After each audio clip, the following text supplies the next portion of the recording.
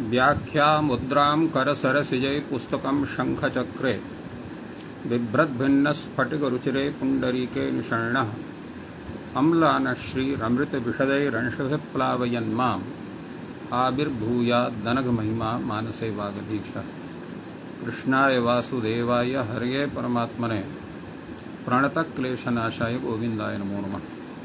संस्कृतशौर्यम् इति आमुखपटले सम्बद्धाः समेऽपि विद्वांसः समेऽपि जिज्ञासवः छात्राः सहृदयाः सज्जनाः एतस्य संस्कृतशौर्यम् इति आमुखपटलस्य संस्थापकः प्रबन्धकश्च डॉक्टर राजकुमारः समेषां स्वागतं वर्तते तस्मिन् महाभाष्यव्याख्याने।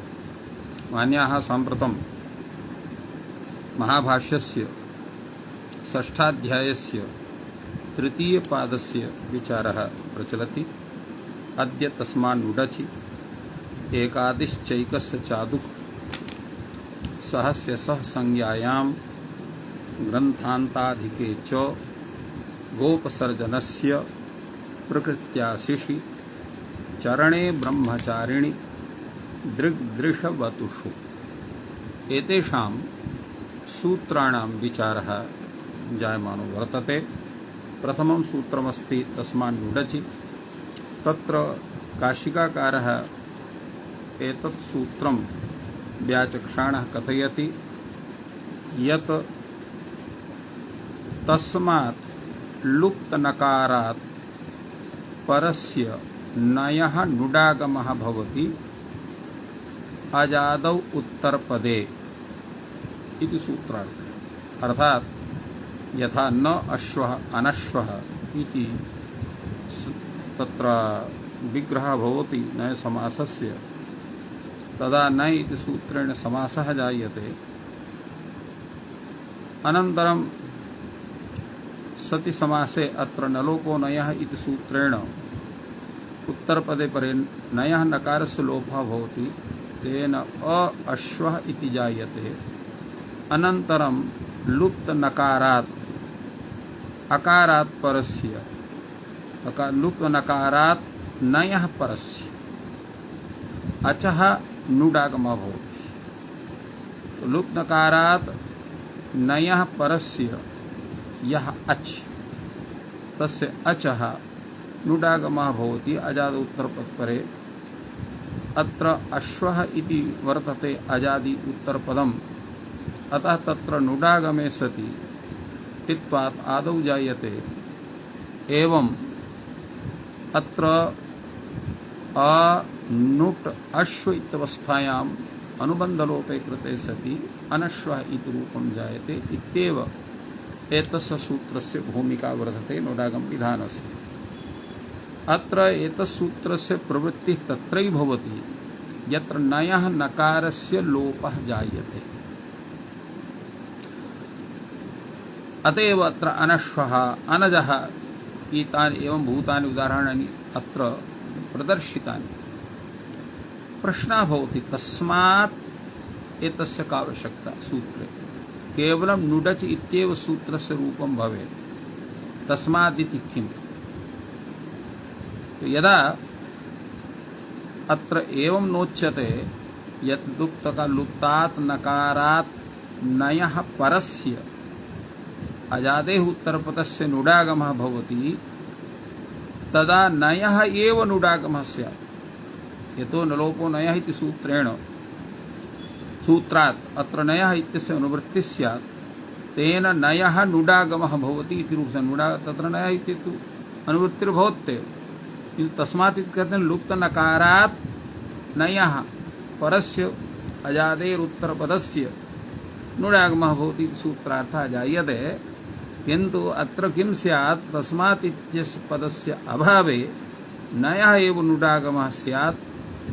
फलतः अत्र नयः नुडागमे सति अत्र अनश्वः इति रूपं न स्यात्, अपितु अत्र नाश्वः इति रूपं स्यात्, नाजः इति रूपं स्यात् इति दोषः। पूर्वान्ते हि गमो ह्रस्वादचि गमुड नित्यम् इति गमुड प्राप्नोति। अर्थात् यदा पूर्वान्तत्वम् एतस्य लभ्यते तदा गमः ह्रस्वात् अचि गमुड नित्यम इति गमुडः प्राप्नोति, गमुट् प्राप्नोति। अत्र पूर्वान्तपदवात् अर्थात अत्र पूर्वपदस्य अवयवस्वीकारे अत्र गमुड् ह्रस्वात् अचि गुण् इत्यनेन सत्र नुडागमः स्यात्। एवं अत्र दोषद्वयम् अत्र दत्तम्। अस्माद्धेतोः अत्र तत्र तस्मात् इति कथनस्य आवश्यकता वर्तते। तस्मात् नुडचि इति सूत्रस्य एवं भूतं व्याख्यानं काशिका ग्रन्थे सञ्जातम्। अधुना भाष्यग्रन्थे एतादृशः एव विचारः वर्तते। किमर्थं तस्मात् इत्युच्यते, न नुडचि इत्येव सूत्रं भवेन्नाम। नयः इति नरोपन इत्यस्मात् अत्र नयः अनुवर्तते, तेन न नुडचि इत्येव सूत्रस्य रूपं स्यात्। नुडति इत्युच्यमाने नयः एव नुट् प्रसज्येत इति उत्तरम्। एतस्य विषये अत्र विचारयति तत्र प्रदीपकारः। सः कथयति, यदा न नुडचि इति सूत्रस्य स्वरूपं स्वीक्रियते, नुडचि इत्येव स्यात् तस्मिन् न इत्येतत् अनुवर्तते, तेन न नुडचि इति एवं स्वरूपं भवेत् नाम। तो अत्र तस्मात् दृष्टे पूर्वस्य इति वचनात् यदा यतो हि नुडचि अचि इति सप्तम्यन्तं पदं, तेन तस्मिन् दृष्टे पूर्वस्य इति परिभाषा प्रवृत्तिर्भवत्येव।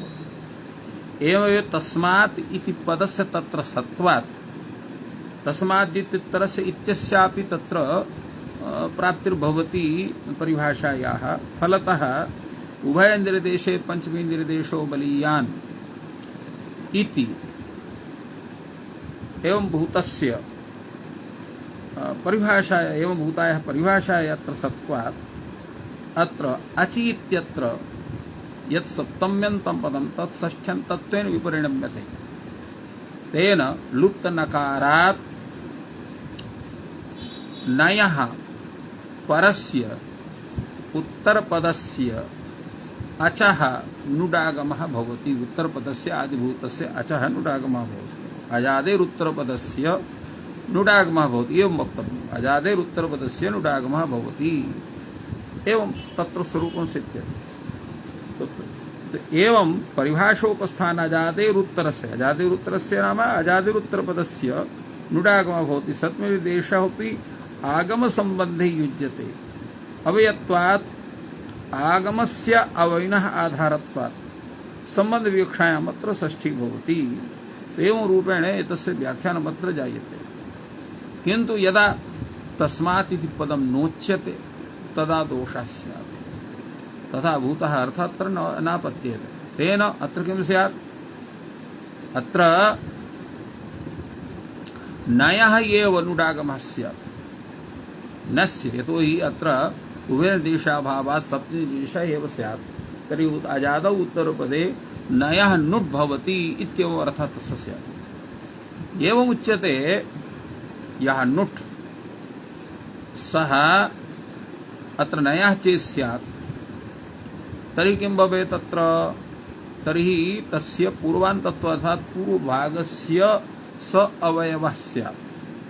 अस्याम् अवस्थायां यदा पूर्वान्तः करिष्यते तत्र अयमप्यर्थः तदोः सह सावनन्त्ययोः इत्तदोर्ग्रहणं न कर्तव्यं भवति। कथं तदोर्ग्रहणं न कर्तव्यं भवति, तत्र हि तवर्गनिर्देशे एतत् प्रयोजनम् इह्यमाभूत अनेशः करोति। एवं रूपेण तद्ग्रहणस्य आवश्यकता वर्तते। यावता पूर्वान्तोऽयं तदा दोषः न भवति। यदा पूर्वान्तत्वं तस्य भवति तदा दोषः न भवति। अनेशः इत्यत्रापि न कश्चन दोषः स्यात्। समाद्धेतोः तदो ग्रहणं तत्र आवश्यकं वर्तते इति रीत्या तथा तस्य समाधानम् अत्र करोति। अत्र तदो इत्यपनीयतोः इत्येवं निर्देशे अयं दोषः स्यात्। अनेशः करोति परादौ अपि नुटि बहिरङ्गत्वात् तस्य सिद्धात् तोः सः सौ इत्यपि क्रियमाणे सत्वं न भविष्यति इति रीत्यत्र भाष्यकथनस्य अत्र तत्र खण्डनं कृतवान् कैयटः कथयति सः तो सः सौ इत्यपि क्रियमाणे सत्वं न भविष्यति तदुसावनन्त सूत्रेण अतः एतत् समाधानं चिन्त्यं वर्तते। एतस्य विषये अत्र नागेशः कथयति बहिर्भूतसु निमित्तकत्वेन अस्यैव बहिरङ्गत्वात् अस्य नाम तदोसावनन्तयोः इति सूत्रस्य बहिरङ्गत्वात् अत्र किं स्यात् अत्र परादिभाव नुटि बहिरङ्गत्वात् नुटः बहिरङ्गत्वं न भवति अपि तदोसावनन्त इत्यस्यैव बहिरङ्गत्वं भवति अतः नुट् तत्र भवितुमर्हेत्। फलतः कैयटस्य चिन्त्यमेव चिन्त्यम् इति व्याख्यातवान् नागेशः। अत्र दाधिमथः इत्यपि अत्रापि किञ्चित् सः एतस्य विषये किञ्चित् चिन्तयति।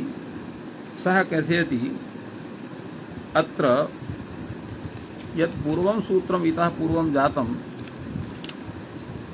इतः एकाचों प्रत्यवच्च एतस्मिन् सूत्रे उत्तरपदाधिकारे बहिरंग परिभाषा न प्रवर्तते इति कैयटमते सिद्धान्तैष्यमाणत्वात् सिद्धत्वाभावात् सत्वं स्यादेव इति सुष्ठुक्तं भाष्यकृता। एवं भाष्यग्रन्थम् अत्र प्रतिपादितवान् अयं दाधिमथः। एवं रूपेण एतस्य विषये अत्र सूक्ष्मः विचारः समागतः। भाष्यकारः एतद्विषये सूयं सिद्धान्तपक्षं प्रकाशयति कथयति नैवं शक्यम् या पूर्वान्तोऽयं न दोषो भवति इति कथनं भवतः साधु नास्ति। इह अनुष्ण इति न लोपः प्रातिपदिकस्य इति न लोपः प्रसज्येत अत्र पूर्वान्तत्व स्वीकारे अतः पूर्वान्तत्वं न स्वीकरणीयम्। यदा उच्यते नुक् इति उच्यते नुट इत्यस्मात् नुडचि इत्यस्य तस्मात् नुगचि इति कथ्यते चेत् तर्हि स्वयमेव पूर्वान्तत्वं स्यात् नुवचनान्त भविष्यति। किन्तु एवं तु भवेन्न किन्तु तस्मात् नुडचि तस्मात् नुगचि इत्युच्यमाने अत्र गमोः सत्त्वाजिङ्गमुण नित्यम् इति सूत्रेण अत्र नुडागमः तत्र गमुडागमस्य प्रसङ्गः स्यात्। मुट् नुट् नुट् अत्र तेन नुडागमः स्यात्। तस्मात् परादिः एव कर्तव्यर्थात् तस्मात् नुडच् इत्येव सूत्रस्वरूपं भवतु। परादौ क्रियमाणे तस्मात् इति यदा परादौ क्रियते तदा तस्मात् इति पदं सूत्रे देयमेव। एवं अतीव शोभनः विचारः भगवता भाष्यकारस्य समागतः। तस्मात् नुडचि इति सूत्रस्य यादृशं स्वरूपं तावत् अष्टाध्याय्यां वर्तते तस्यैव स्वरूपस्य स्थितिः स्वीकरणीया अन्यथा अनेके दोषाः अत्र स्युः इत्येवं भाष्यकारः अत्र प्रतिपादितवान्। अग्रे तावत् सूत्रं वर्तते एकादिश्चैकस्य चातुः इति सूत्रं वर्तते। इति सूत्रविषयेपि पूर्वं वयं पश्यामः काशिकाग्रन्थं। काशिकाकारः कथयति एकादिश्चनय प्रकृत्या भवति एक शब्दस्य चादुगागमः भवति एकेन न विंशतिः एकान्न विंशतिः एकान्न त्रिंशत् तृतीया इति यो विभागाः समासः। अत्र एतत् सूत्रस्य तात्पर्यं वर्तते एकादिश्चनय यत्र एक शब्दः आदौ वर्तते एवं भूतः यः शब्दः तत्र यः नय शब्दः वर्तते तस्य नकारस्य लोपः अजादौ उत्तरपदपरे न भवति। अर्थात् एक शब्दः यदा भवति एकादिश्च नय प्रकृत्या भवति एक शब्दस्य चादुगामः भवति। अर्थात् यत्र एक शब्दः उत्तरपदे भवति नय शब्दः अत्र पूर्वपदत्वेन भवति यत्र समासः भवति तदा न लोपो नयः सूत्र नकारस्य लोपः प्राप्नोति। एकादिश्चैकस्य चादु इति सूत्रं किं कथयति तस्य नयः प्रकृति भावं विदधाति। अथ च एक शब्दस्य च अत्र आदुक इति आगमं विदधाति। एवं कार्यद्वयं विधीयते अनेन सूत्रेण। यथा प्रयोगः वर्तते एकेन न विंशतिः इति एकान्न विंशतिः। एकेन न विंशतिः इति विग्रहे अत्र तृतीया इति तृतीया तत्कृतार्थेन गुणवचनेन इत्यस्मात् सूत्रात् अत्र समासकार्यं वर्तते, किन्तु एतस्य सूत्रस्य अत्र प्राप्ति तथा भूता न भवितुमर्हति। इति कृत्वा भाष्यकारेण अपि तृतीया तत्कृतार्थेन गुणवचनेन इति सूत्रे तृतीया इति योग विभागः स्वीकृतः। तेन तृतीयान्तं सुबन्तं सुबन्तेन सह समस्यते इति सूत्रार्थः भवति तृतीया इति योगस्य। तेन तृतीयान्तं पदम् अत्र भवति एकेन इति, विंशतिः इति भवति उत्तरपदं सुबन्तम्, अतः तृतीया समासः। तेन अनै क्षमताम् अत्र एकेन न विंशतिः, अत्र न इत्यनेन समासः भवति। तो एकेन न इति एकेन न विंशतिः, अत्र एकेन इत्यनेन न इत्यस्य समासः, विंशतिः इति शब्दः वर्तते तत्र। अत्र एकेन इति शब्दस्य समासः न इत्यनेन भवति। अत्र न इत्यस्य न लोपो नयः इति सूत्रेण अत्र प्राप्तिर्भवति, किन्तु अत्र न इत्यस्य प्रकृतिभावः भवति। आदुक इति आगमः भवति एकस्य शब्दस्य। तेन एक आदुक, आदुक इत्यत्र केवलम् आत् इत्येव शिष्यते, उकारस्य ककारस्य लोपः भवति। दीर्घे कृति एकाद न विंशति इति भवति। दकारस्य अत्र अनुनासिके सति एकान्न विंशतिः इति भवति, एकान्न विंशतिः। एवं एकेन न त्रिंशत् इति एकान्न त्रिंशत्। तृतीयात् योग विभाग समासः इत्येव रूपेण अत्र जायते। पूर्वं नयः विंशत्यादिभिः समासं कृत्वा पश्चात् तृतीया समासः कर्तव्यः इति विषये अत्र पदमञ्जरीकारः कथयति। इति पूर्वं नयः विंशतिभिः समासं विधाय, न विंशतिः इति न विंशतिः, एकेन न विंशतिः इति एकान्न विंशतिः एवं रूपेण समासः करणीयः। अत्र न विंशतिः इति न विंशतिः इति न विंशतिः इति तत्र नयः इति सूत्रेण, नयसित् सूत्रेण समासः। एकेन न विंशतिः इत्यत्र तृतीया विभागेन समासः। एवं पद्धतिः अत्र स्वीकरणीया इति काशिकाकारः अत्र प्रतिपादित पदमञ्जरीकारः अत्र एवं तत्र व्याख्यातवान्। अत्र अयम् आदुगागमः पूर्वान्तः, अर्थात् पूर्वपदस्य तावत् अन्त्यावयवः भवति। अत्र केचन अदुक् इति क्रियते, पूर्वान्तः अयम् अदुक् इति, केचन आदुक् इति मन्यन्ते। अदुक् इत्यपि अग्रे तत्र भाष्ये विचारः भवति। एवं रूपेण पदान्तलक्षणः अत्र अनुनासिकः विकल्पेन यथा स्यात्। पदान्तलक्षणः अत्र अनुनासिकः, पदान्तलक्षणः अनुनासिकः इत्यस्य किं तात्पर्यं वर्तते? अत्र यत् पदान्तलक्षणः अनुनासिकः भवति, अपदान्तलक्षणः अनुनासिकः न भवति, एतस्य किं तात्पर्यम्? अत्र पदान्तलक्षणः अनुनासिकः भवति यरो नासिके नुनासिको वा। अत्र यरः पदान्तस्य नासिको वा स्यात्, एतन्मुरारि एतन्मुरारि यथा भवति तथैव अत्र भवति। अनेन सूत्रेण तथा क्रियते। तेन अत्र पदान्तलक्षणः अनुनासिकः, अर्थात् यरुनासिको नासिको इति सूत्रेण अनुनासिकः भवति।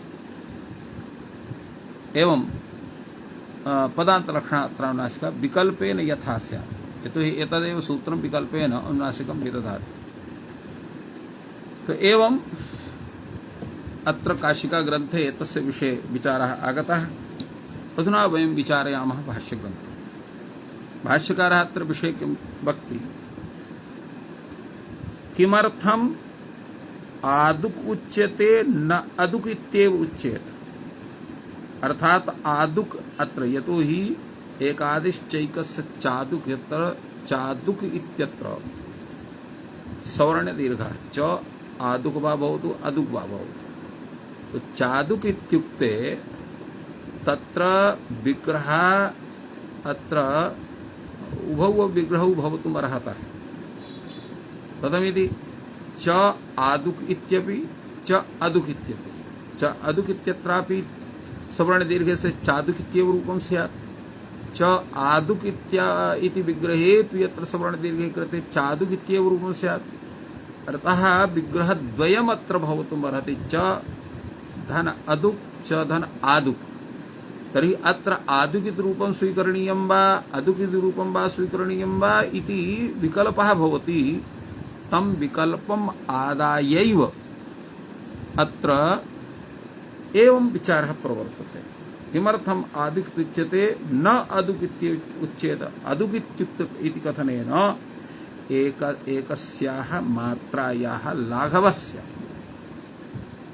इति धिया, यद्यपि उच्चारणे तथा दोषः नास्ति, तत्र द्विमात्रिकमेव आकारः, द्वितीयमात्रिकः एव आकारः तत्र ज्ञायते, किन्तु विग्रहे सति तथा विचारः भवितुम् अर्हति इति धिया अयं विचारः उच्यते। उच्यते का रूपसिद्धिः स्यात्, तदा उच्यते अदुक इति वा भवतु आदुक इति वा भवतु 51 51 सवर्णदीर्घत्वेन तथैव रूपस्य सिद्धिः स्यात्। रूपसिद्धौ कश्चन तत्र भेदः नास्ति। उच्यते एवं नास्ति। यदा अदुक इत्युच्यते तदा दोषः वर्तते। कः दोषः? तत्र एक अत् इति अवस्था भवति। अदुक इति कृते अनुबन्धलोपे एक अदुक इत्यत्र। अत्र अतो गुणे इति पदान्तादकारात् गुणे पररूपमेकादेशः स्यात् अथवा पररूपं स्यात्। तेन किं स्यात्? 51 51 इति स्यात्। 51 51 न स्यात्, पररूपं स्यात्। एवं तर्हि अदुक करिष्यते। एवं तर्हि अदुट करिष्यते। तत्र अदुक इत्यस्य स्थाने अदुट इति उच्यते। अर्थात अयम् अदुट आगमः नकारस्य स्यात्। यदा नकारस्य स्यात् तदा अत्र पररूपं न भवितुम् अर्हति, यत् सवर्णदीर्घः स्यात्। तदा 51 51 रूपसिद्धिः स्यात्। एवं तर्हि अदुट करिष्यते। अदुट च अशक्यः कर्तुम्। भाष्यकारः कथयति अदुट इत्यागमः न कर्तुं शक्यते। कथमिति? आनुनासिक्यं हि न स्यात्। तत्र आनुनासिक्यं न स्यात्। अर्थात् अतः दकारस्य यदा एकस्य अदुक इति क्रियते तदा पदान्त यरः भवति अत्र दकारः, तस्य नासिकः स्यात्। यदा नयः स्यात् तर्हि तत्र पदान्तमेव न स्यात्। पदान्तत्वभावं नासिकत्वं न स्यात्। अतएव उच्यते अदुट् चाशक्यः कर्तुम् अनुनासिक्यं हि न स्यात्। यद्धि तत् यरो नासिको नासिको इति पदान्तस्यैव इत्येवं तत्। किं पुनः कारणं? पदान्तस्य इत्येव तत्। उच्यते यदा पदान्तस्य इत्येवं न अङ्गीक्रियते तर्हि ब्रध्नः बुध्नः बध्नाति गृह्णाति। अत्रापि अनुनासिकस्य प्राप्तिः स्यात्। यदा पदान्तस्य इति नोच्यते यरो नासिको नासिको इति सूत्रं। फलतः अत्र अदुक इत्येव कर्तुं शक्यते, आदुक इति कर्तुं शक्यते, किन्तु अदुक इत्युच्यमाने अत्र पररूपं स्यात्, अतः आदुक एव करणीयम्। एवं तर्हि अनुट् करिष्यते, अनुट् क्रियते। तदा उच्यते अनुट् च अशक्यः कर्तुं विभाषया अनुनासिक्यं। वैकल्पिकम् अत्र अनुनासिकं भवति। तेन इदमेव रूपं स्यात् 51 इति। इदं न स्यात् एकाद न 20। अर्थात केवलम एकस्यैव रूपस्य सिद्धिः स्यात् अनुट इत्युच्यमाने। अदुक इत्यस्य अनुट इत्युच्यमाने 51 इत्येव रूपं स्यात्। एकाद न 20 इति रूपं न स्यात्। इष्यते इति रूपद्वयम्। अतः अत्र एवमेव करणीयम्। तदा उच्यते अस्तु तर्हि अदुग् इत्येव स्वीक्रियते, आदुग् इति न स्वीक्रियते। तर्हि पुनः तत्र पूर्वं दत्तं दोषम् अत्र स्मारयति भाष्यकारः। ननु चोक्तम् अतो गुण इति पररूपत्वं प्राप्नोति। उच्यते नैष दोषः। अत्र अदुक् इत्यत्र यः अकारः उच्चरितः वर्तते तेन पररूपेण तस्य अपहारः स्यात् तर्हि अदुक् घटकस्य अकारस्य उच्चारणमेव व्यर्थं स्यात्। फलतः अकारोच्चारण सामर्थ्यात् अतो गुणे इत्यस्य प्रवृत्तिरत्र न भवति।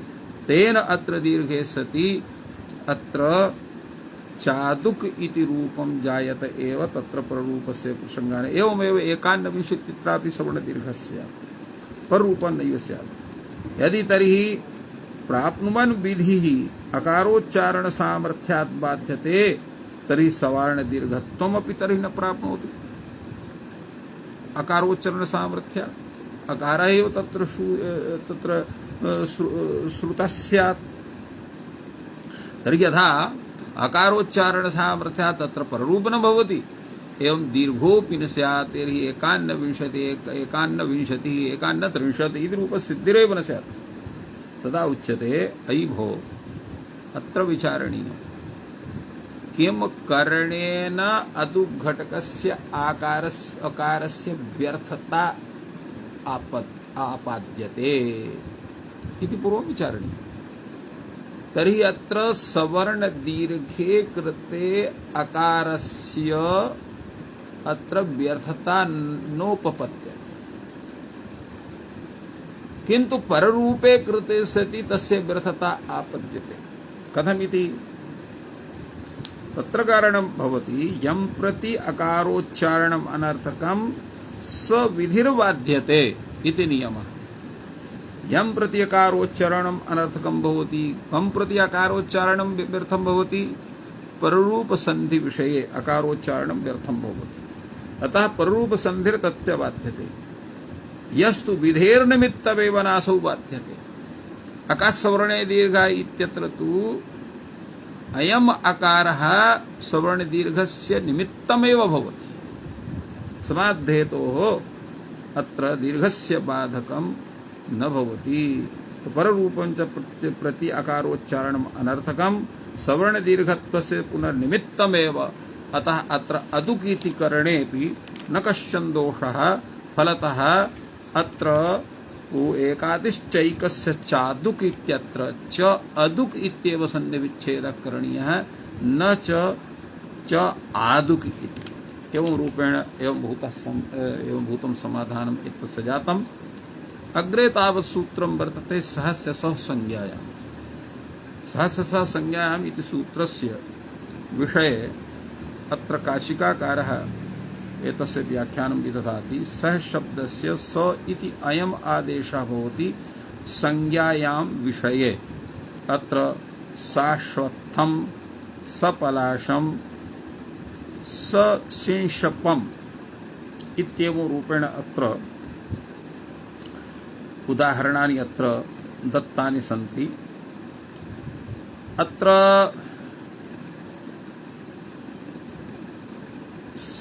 अश्वत्थेन सह इति शाश्वत्थं, पलाशेन सह सपलाशं, संक्षेपेन सह इति सशिंशपम् एवं रूपेण अत्र समासः भवति। स इत्यस्य स्थाने अत्र स इति अयम् आदेशः भवति। तेन एतानि रूपाणि सिद्ध्यन्ति। अत्र संज्ञा विषये उक्तं वर्तते। यदा संज्ञा विषये न भवति, अत्र अश्वत्थ इति पलाश इति सिंशप इति संज्ञा, तेन अत्र सः शब्दस्य योगः वर्तते। तेन संज्ञायामेव तस्य प्रयोगः सत्त्वात् अत्र सः शब्दस्य स इति आदेशः भवति। सः युध्यते, सः करोति इत्यत्र अत्र तथा नास्ति। अत्र सः युध्यात्यत्र युध्यते, अत्र क्वनि प्रत्ययः। एवं अत्र सः कृत्वा अत्रापि तत्र राजनियुधिक्रिया इत्यनेन अत्र कार्यं वर्तते। तो एवं अत्र सः इत्यस्य स्थाने सो इति आदेशः अनेन भवति। अपि च सादेशः उदात्तः निपात्यते। अत्र स स्थाने यः स इति आदेशः भवति स उदात्तः भवति। कथमिति उदात्तानुदात्तवतो हि सः शब्दस्य आन्तर्यतः स्वरितः स्यात्। यदा एवं नोच्यते तर्हि सः इति शब्दः अत्र वर्तते, तत्र अव्ययं वर्तते, तस्य निपातः आद्युदात्तः इति सूत्रेण अत्र अयम् आद्युदात्तः। फलतः स घटकः अकारः उदात्तः, हकार घटकः अकारः अनुदात्तः भवति। अनुदात्तं पदमेकवरजमिति रीत्या अत्र यदा सः इत्यस्य स्थाने उदात्त स्वरित स्वरकस्य सः इत्यस्थाने यदा स इति आदेशः स्यात् तर्हि स्वरितः स इति आदेशः स्यात्। सस्वरितः न भवेत्, उदात्तः भवेत् इति कृत्वा निपातना तत्र स इति उदात्तस्वरः विधीयते। स च निपातस्वरः पूर्वपदि प्रकृतिस्वरत्वं यत्र तत्र उपयुज्यते, अन्यत्र समासान्तोदात्तेन बाध्यते। यथा सेष्टि सपशुबन्धम् इत्यत्र तु अत्र समासान्तो दात्तता भवति, किन्तु अत्र पूर्वपदि स्वरत्व विधानं वर्तते, तत्र एतस्य उपयोगः वर्तते। एवं रूपेण अत्र काशिकाकारः समाहितवान्। पश्यामस्तावत् भाष्यग्रन्थम् एतद्विषये। अत्र भाष्यकारः कथयति अत्र एवं करणीयम्, स इत्यस्य स्थाने स इति आदेशः भवति सहस्य सह संज्ञामिति सूत्रेण। किन्तु वयम् एवं कुर्मः, सह घटकस्य हकारस्य लोपं कुर्मः, सहस्य हलोपवचनम्, तेनापि तस्य प्रयोगसिद्धिः स्यात्, न काचन हानिः। तर्हि सहस्य हलो वचनम् इत्येवं करणीयम्। सहस्य हलोपो वक्तव्यः। सादेशे हि सति स्वरे दोषः आन्तर्यतः उदात्तानुदात्तयोः स्थाने स्वरितः प्रसज्येत् सपुत्रः स भार्यः। तो एवम् उच्यते यदा अत्र हकारस्य लोपः स्यात्, केवलं स इत्येव अत्र स्यात्। यदा स एव स्यात् तर्हि स उदात्तः वर्तते, स उदात्तस्वरूपकः एव स्यात्। स तत्र सकारः अवशिष्टः, यतोहि हकार घटकः यः हकारः सः स्वरित अनुदात्तः वर्तते। अतः अत्र यदा सकारः एव अवशिष्टः स्यात् स उदात्तः स्यात्। तो सादेशे ही यदा सदेशः स इति आदेशः क्रियते सहस्य स्थाने, तदा स्वरे दोषः, अर्थात आन्तर्यतः उदात्तानुदात्तस्थानिकः यः आदेशः सस्वरितः स्यात्। आन्तर्यतः उदात्तानुदात्तयोः स्थाने यः स इति आदेशः सस्वरितः आदेशः प्रसज्येत्। पुत्रेण सह इति सपुत्रः, भार्यया सह इति सभार्यः। पुत्रेण सह वर्तते इति सपुत्रः, भार्यया सह वर्तते इति सभार्यः। अत्र तेन सहित तुल्य योगे नहीं क्षमताम् अत्र तो तेन अत्र समासः भवति बहुव्रीहि समासः। बहुव्रीहि समास विधायकम् अत्र सूत्रं वर्तते, तत्सूत्रमस्ति तावत्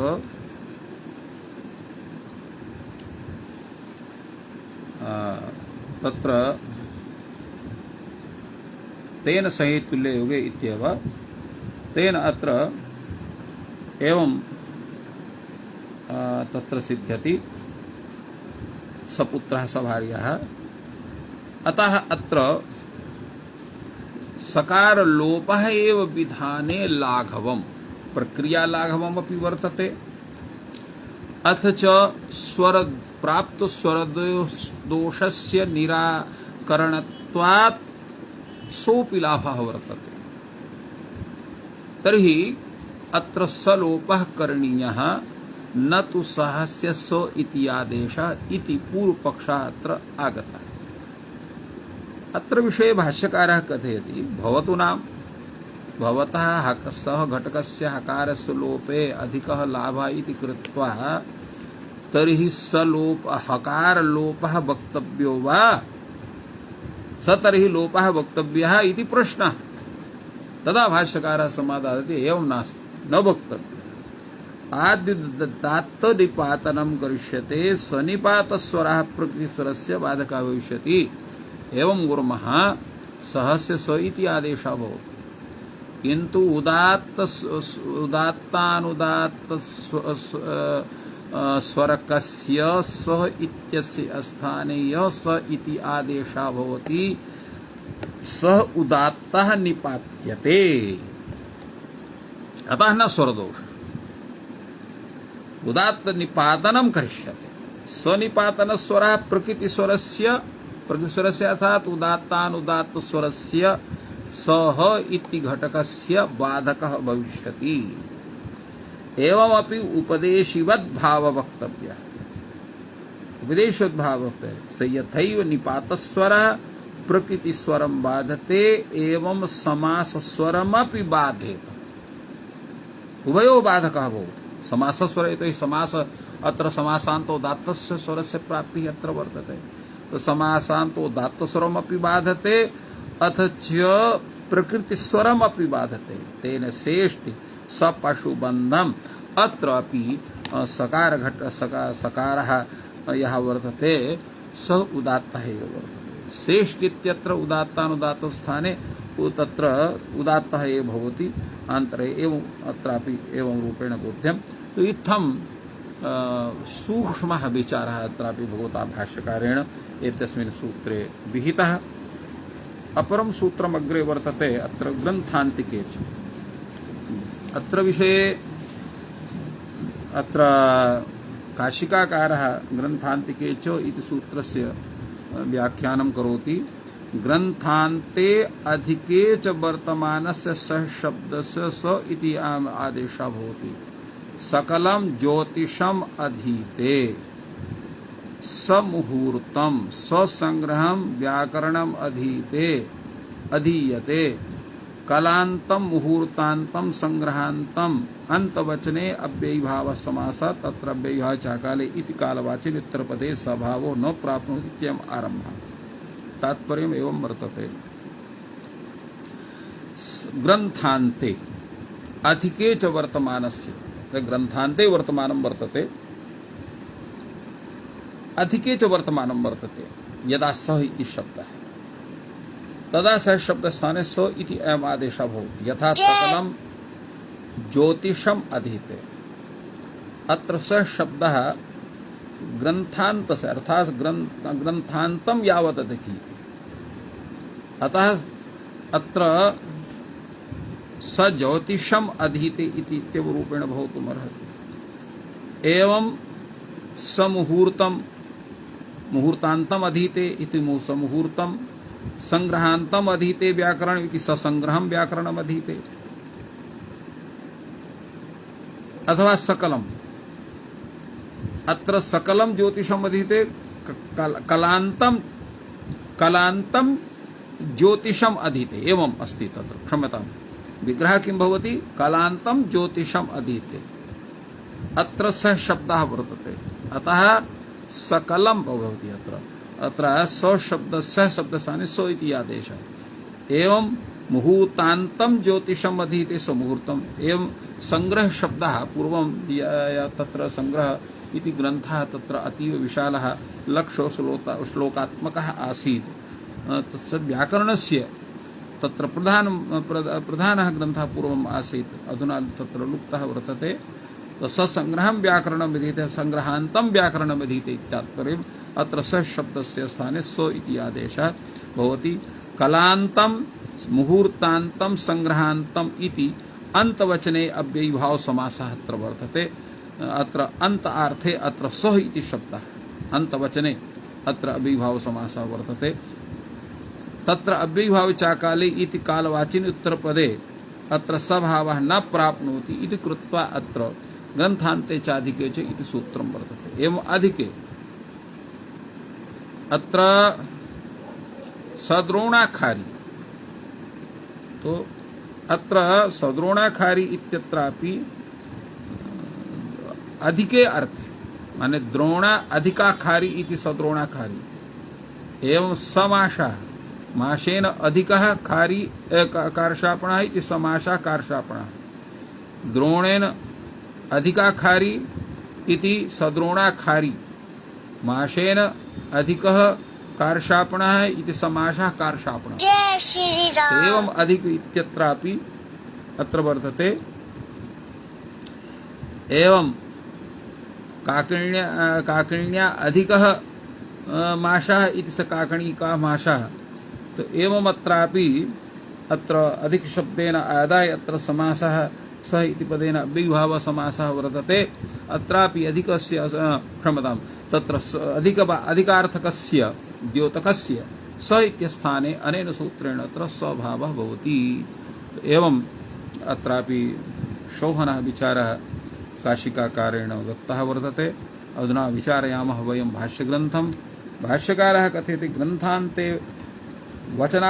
वचनानर्थक्यम् अव्ययीभावेन कृतत्वात् ग्रन्थान्ते वचनानर्थक्यम् अव्ययीभावेन कृतत्वात् अव्ययः चाकाले इत्येव सिद्धं यद्यपि स्यात् किन्तु कालशब्दस्य तत्र सत्त्वात् अत्र न भवति एतदर्थम् अत्र एतत् सूत्रम् उक्तं वर्तते स इत्यस्य स्थाने स्वभावार्थम् यस्तर्हि कालोत्तरपदः ग्रन्थान्तः तदर्थम् इदं वक्तव्यम् कालोत्तरपदः यस्तर्हि कालोत्तरपदः ग्रन्थान्तः तदर्थम् इदं वक्तव्यं वर्तते सकाष्ठं ज्योतिषम् अधीते सकलं सुमुहूर्तम् अत्र एवं वर्तते सकाशम काष्ठादयः शब्दाः कालविशेषवाचिनः उपचारात् तदर्थे ग्रन्थे वर्तन्ते तत्र अन्तवचने अव्ययीभावः इति कैयटः अत्र कथयति एवमेव समुहूर्तम् अत्र मुहूर्तशब्दोऽपि कालवाची वर्तते तभी चाकर इत्येव अत्र सिद्धं भवति किन्तु यस्तर्हि कालोत्तरपदः ग्रन्थान्तः तत्र न भवितुमर्हति अत्र ग्रन्थान्ते सकाष्ठं ज्योतिषम् अत्र काष्ठम् अर्थात् काष्ठादयः यद्यपि शब्दाः कालविशेषवाचिनः भवन्ति किन्तु उपचारात् ते ग्रन्थे वर्तन्ते यत्र काष्ठायाः तत्र निरूपणं वर्तते तादृशः यो ग्रन्थः सः ग्रन्थः अत्र काष्ठसंज्ञकः वर्तते इति कृत्वा अत्र कालवाचित्वाभावात् अव्ययचाकाले इति सूत्रेण प्राप्तिः न स्यात् इति कृत्वा एतत् सूत्रम् आरब्धम् इति भाष्यस्य आशयः अस्तु तावत् एतावदेव विवेचनं वर्तते एतत् सूत्रस्य भाष्यग्रन्थे अग्रे सूत्रं वर्तते वोपसर्जनस्य इति सूत्रविषये काशिकाकारः कथयति यत् उपसर्जन सर्वावयवः समास उपसर्जनं यस्य सर्वे अवयवा उपसर्जनीभूतः स सर्वोपसर्जनः बहुव्रीहि गृह्यते उपसर्जन सर्वावयवः समासः उपसर्जनम् अत्र उपसर्जन पदेन कस्य ग्रहणं वोपसर्जनस्य इति सूत्रे उपसर्जन पदेन कस्य ग्रहणं भवतु इति विषये अत्र विचारः पूर्वमागतः उपसर्जन सर्वावयवः यः समासः सोऽपि उपसर्जनम् इत्युच्यते तात्पर्यं किमस्ति यस्य सर्वे अवयवाः उपसर्जनीभूताः वर्तन्ते न तु केचन अवयवाः मुख्यत्वेन उपात्ताः सन्ति तथा भूतः समासः सर्वोपसर्जनः एवं भूतः समासः कः भवति यत्र सर्वेपि अवयवाः उपसर्जनाः स्युः उपसर्जनीभूताः स्युः एवं भूतः समासः भवति बहुव्रीहि समासः यश्च बहुव्रीहि समासः अन्य पदार्थं कथयति तत्र समस्त शब्दः विशेषणं भवति कस्यचित् अन्यस्य अतः तस्य सर्वे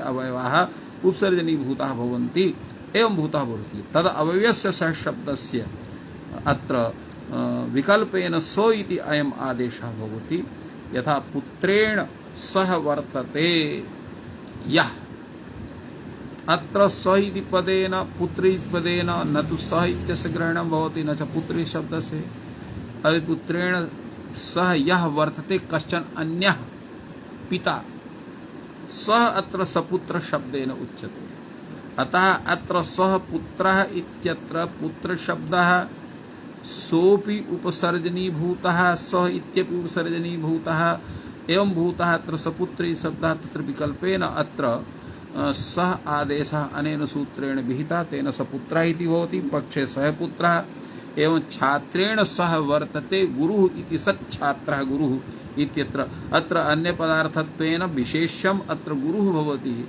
फलतः अत्र स इति शब्दः छात्र शब्दः यः समासावयवरूपौ वर्तेते एतौ उपसर्जनीभूतौ वर्तेते फलतः अत्र सः इत्यस्य स्थाने स इति भावः आदेशः उपसर्जनीति सूत्रेण क्रियते सच्छात्रः सहच्छात्रः इति भवति उपसर्जने इति किं सः युद्धः सः कृत्वा अत्र सः शब्दः उपसर्जनीभूतः नास्ति इति कृत्वा अत्र स स्थाने स्वभावः न भवति एवं सः कृत्वा प्रियः प्रिय सः कृत्वा यदा अत्र एवं भूता बहुव्रीहि भवति इह बहुव्रीह्यौ यद उत्तरपदं तत्परः सः शब्दो न भवति अतः अत्रापि सहभावः न भवति एवं रूपेण एतस्य सूत्रस्य विषये अत्र कश्चिकाकारः विचारितवान् वयं पश्यामस्तावत् एतस्यापि सूत्रस्य भाष्यग्रन्थं भाष्यकारः अत्र किं कथयति भाष्यकारः कथयति उपसर्जनस्य वा वचने सर्वप्रसंगः अविशेषात्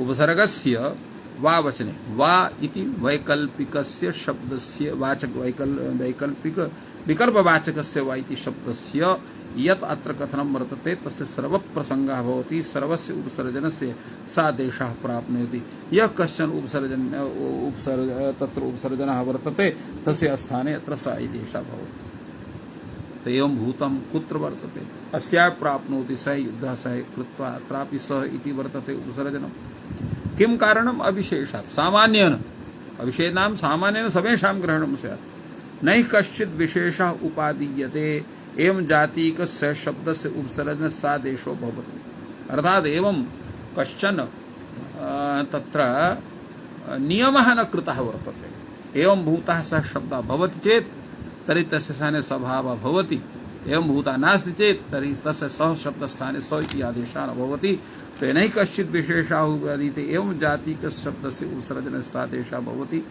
अर्थात् उपसर्जनानामपि तत्र वैभिन्यं वर्तते तेषामपि स्वरूपभिन्नता वर्तते तत्र तथा भूतम् आदाय तो यदा अत्र एवं जातीकस्य शब्दस्य उपसर्जनस्य सादेशः भवति इति निर्धारणं नास्ति तथा अनुपादीयमाने सर्वेपि सः शब्दाः ये वर्तन्ते यथा कथञ्चित् उपसर्जनत्वेन तेषां समेषां स्थाने अत्र स इति स्थाने स इति आदेशः प्राप्नुयात् इति अत्र आशंका कृता वर्तते तदा उच्यते सिद्धं तु बहुव्रीहि निर्देशात् अत्र बहुव्रीहेः निर्देशः वर्तते सिद्धमेतत् कथं बहुव्रीहि निर्देशात् तर्हि बहुव्रीहि निर्देशः कर्तव्यः वोपसर्जनस्य बहुव्रीहौ इति न्यासः करणीयः तदा उच्यते यदा एवमविच्यते तदापि अत्र दोषः स्यात्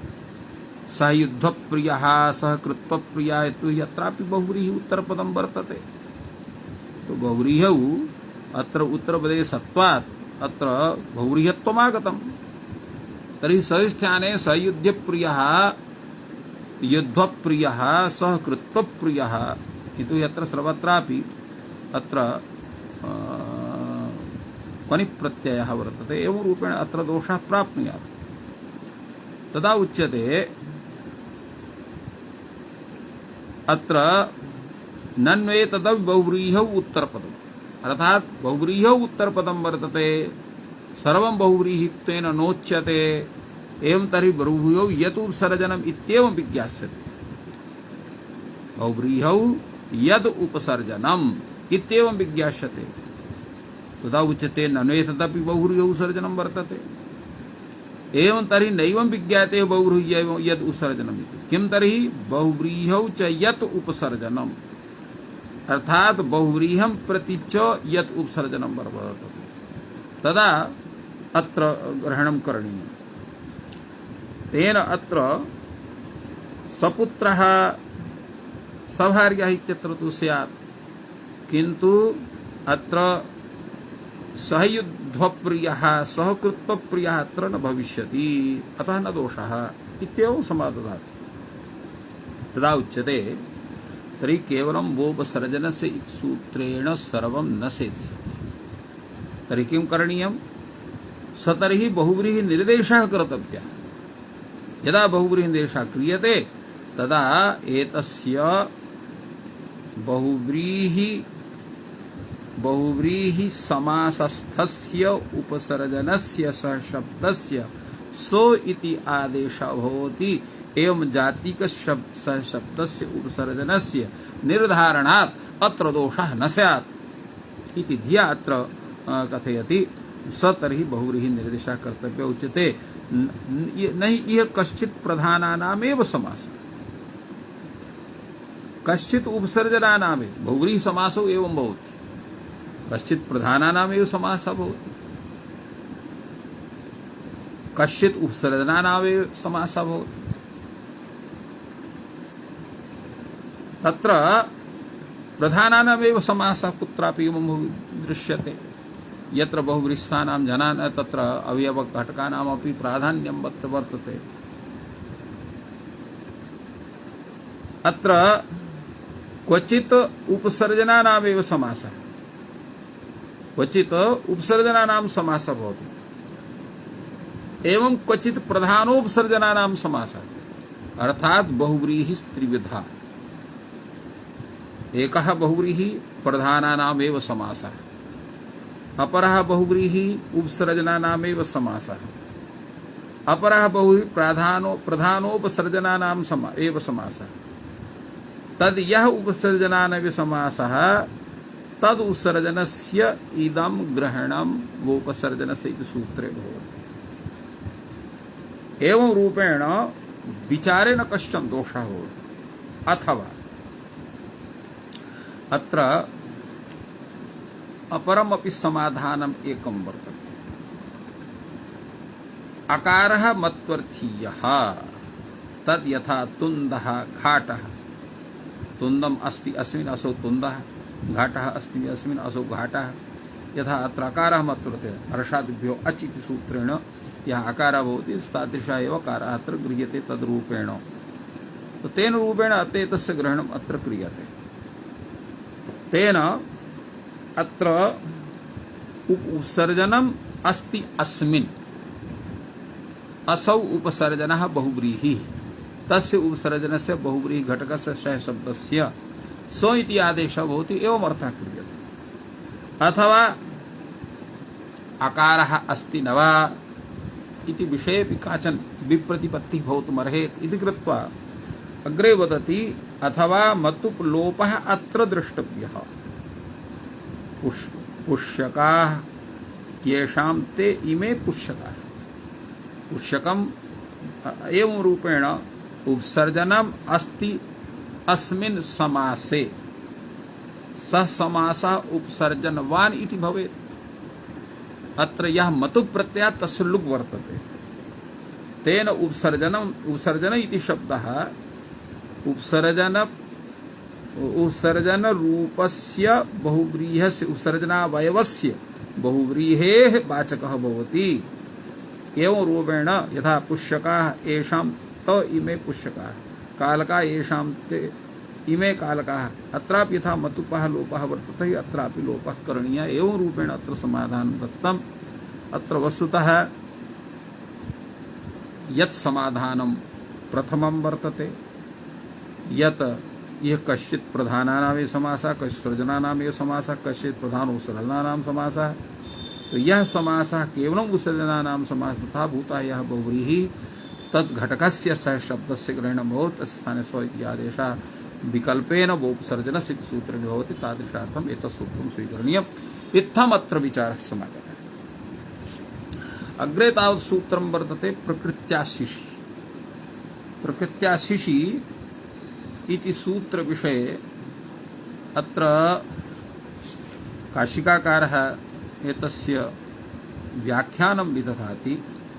अत्र प्रकृत्या सह शब्दः भवति आशिष विषये अगोवत्स हलेषु अर्थात अत्र स शब्दस्य प्रकृति भावः भवति।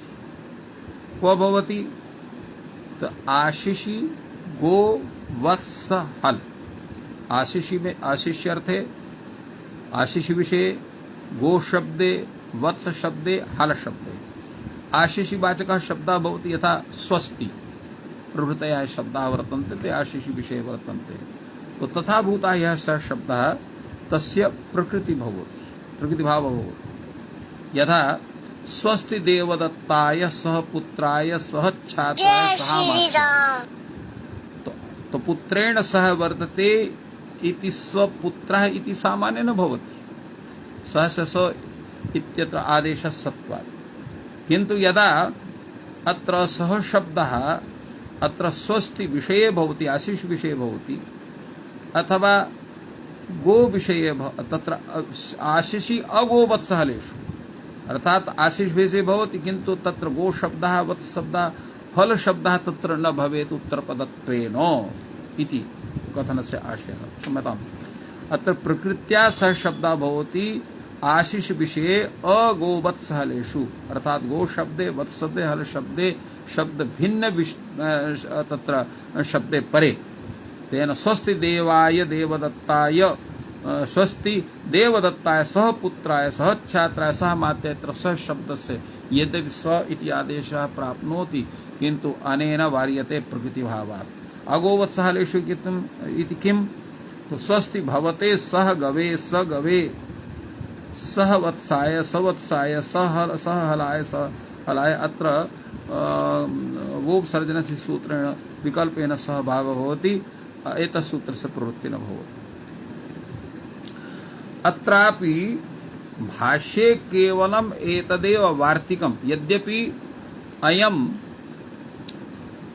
काशिकाकारः प्रकृत्याशिषि गवादिषु इति वार्तिकम् आदाय एव प्रकृत्याशिषि इति सूत्रं तत्र तस्य संस्कारं विधाय प्रकृत्याशिष गो वत्स प्रकृत्याशिष्य गो वत्स हलेषु इति सूत्रं चकार काशिकाकारः। किन्तु सामान्येन यत् सूत्रं वर्तते प्रकृत्याशिष इत्येव सूत्रं वर्तते, एतत्तु वार्तिकम् अस्ति। प्रकृत्याशिष्य गवादिषु, तत्र गवादिषु इत्युक्तम्। आदिति पदेन वत्सहल अनयोरपि ग्रहणं भवति इति अग्रे तत्र ग्रन्थकारः भाष्यकारः अत्र समादधाति। प्रकृत्याशिषि अगवादिषु इति वक्तव्यम्। इह माभूत् स्वस्ति भवते सगवे सवत्साय सहलाय।